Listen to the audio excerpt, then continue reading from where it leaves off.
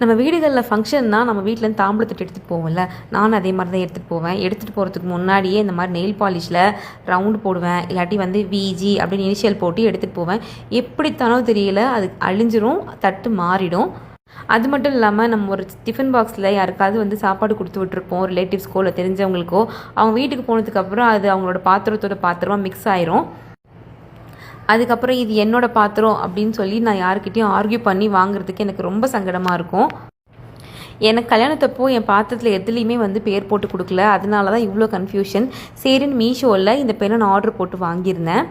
இது அவ்வளோ குவாலிட்டியாக இருந்துச்சு. அந்த ப்ராடக்டோட ஹெவினஸ் வந்து அவ்வளோ நல்லா ஃபீல் பண்ண முடிஞ்சிச்சு. இதில் எழுதும்போது எங்கேயுமே ஸ்லிப் ஆகலை. நார்மலாக பெண்ணை பிடிச்சி எழுதுன மாதிரி இருக்கும். இதை நம்ம கரண்ட்டில் ப்ளக் பண்ணிவிட்டு ஆன் ஆஃப் ஸ்விட்ச் இருக்குது. அதுக்கப்புறம் ஸ்பீட் கண்ட்ரோல் பண்ணுறதுக்கு ரெகுலேட்டரும் இருக்குது. இதுக்கப்புறம் ஒரு நாள் ஒதுக்கி இருக்கிற பாத்திரம் எல்லாத்துலேயும் இந்த மாதிரி பச்சை குத்திர வேண்டியது தான். யாரும் வேணும்னே நம்ம பாத்திரத்தை எடுத்துகிட்டு போக மாட்டாங்க, தெரியாமல் எடுத்துகிட்டு போகிறது தான். அப்போ நம்மளோட இனிஷியல் இதில் இருக்குது அப்படின்னா கண்டிப்பாக அவங்களே ரிட்டர்ன் பண்ணிடுவாங்க. உங்களுக்கு இந்த பொருள் தேவைப்படுச்சா சேனலை ஃபாலோ பண்ணிவிட்டு லிங்க்னு கமெண்ட் பண்ணுங்கள், நானே உங்களுக்கு டேட்டா டிஎம் பண்ணி விடுறேன்.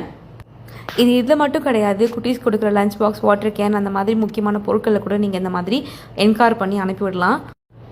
இவ்வளோ பண்ணி நம்ம பொருள் ஆட்டை போகணும்னு நினைக்கிறாங்கன்னா இதுக்கப்புறம் நம்ம பொருள் அவங்ககிட்ட போகாமல் பார்த்துக்க வேண்டியது தான். பாய்.